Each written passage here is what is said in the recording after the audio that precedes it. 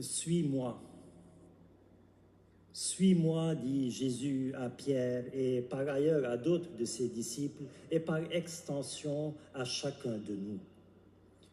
Suivre Jésus, c'est ce que nous voulons, c'est ce que nous désirons de tout cœur. Mais c'est quoi suivre Jésus? En quoi consiste ma marche à la suite de Jésus? Alors, logiquement, pour suivre quelqu'un, il faut d'abord que je le laisse passer devant moi. Il faut qu'il me précède, qu'il me devance pour que je puisse le suivre. Suivre Jésus, c'est donc d'abord accepter de le laisser passer devant moi. Accepter que ce soit lui qui conduise ma vie et non pas moi-même. Je ne peux pas suivre la voie de Jésus et suivre ma propre voie en même temps. En voulant suivre deux voies, je divise mon cœur en deux et ma foi sera donc toujours divisée entre joie et découragement, entre espoir et désespoir, entre ferveur et tiédeur, etc. Suivre Jésus, c'est donc d'abord et avant tout poser un choix clair et sans équivoque dans ma vie. C'est lui ou c'est moi. Si quelqu'un veut me suivre, qu'il renonce à lui-même, dit Jésus.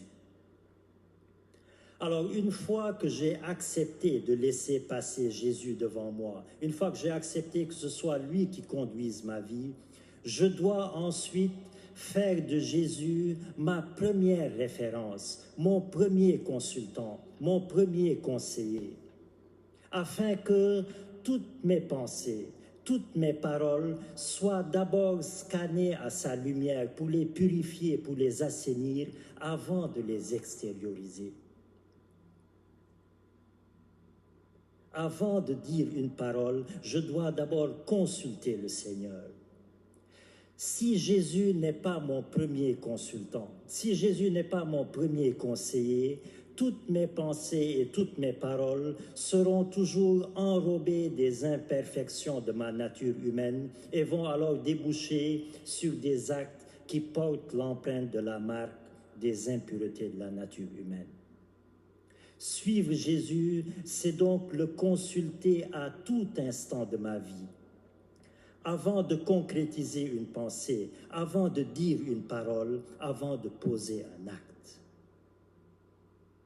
Et une fois que j'ai laissé passer Jésus devant moi, une fois que j'ai fait de Jésus mon premier conseiller, eh bien, ma marche à la suite de Jésus doit se traduire concrètement par une transformation positive dans ma vie, dans mon comportement, dans ma manière d'être, dans ma manière d'agir, etc.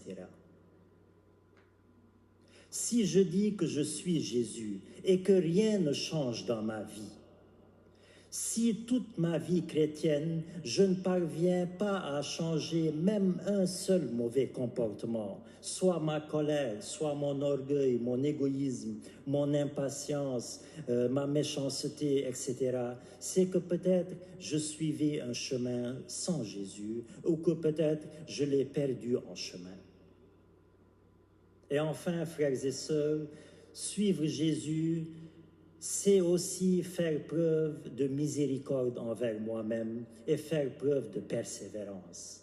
Faire preuve de miséricorde envers moi-même, c'est-à-dire que dans ma marche à la suite de Jésus, par ma fragilité humaine, je vais être appelé à tomber souvent, donc être capable aussi de me pardonner moi-même et faire preuve de persévérance pour que, après chaque chute, après chaque fois que je tombe, eh bien, je me relève et sans me décourager, je poursuis le chemin à la suite de Jésus.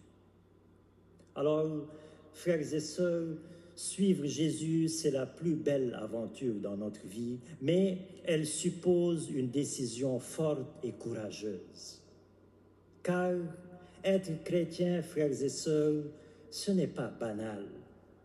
Ce n'est pas une simple étiquette.